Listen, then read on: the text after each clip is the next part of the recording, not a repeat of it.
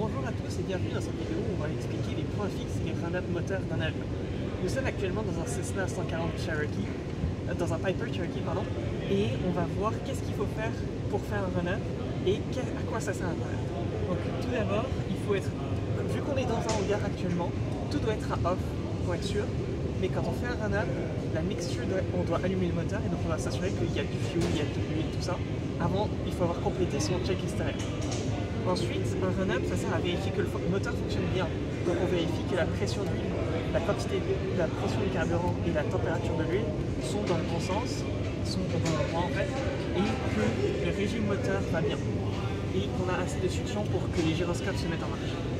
Ensuite, un run-up, ça peut avoir deux buts. Le premier but, c'est un run-up de routine. Quand on va aller voler, on fait un run-up juste avant de décoller pour voir si on a assez d'accélération pour pouvoir décoller une fois sur la piste.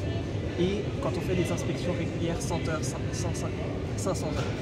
Le deuxième but, c'est les run-ups spécifiques, c'est quand on change un système au complet. Si on change la manette de puissance, si on change le printemps, si on change un magnéto, on va vouloir faire un run-up spécifique pour voir si ce système-là a des problèmes ou pas. Et chaque système peut générer des symptômes différents s'ils ont des problèmes.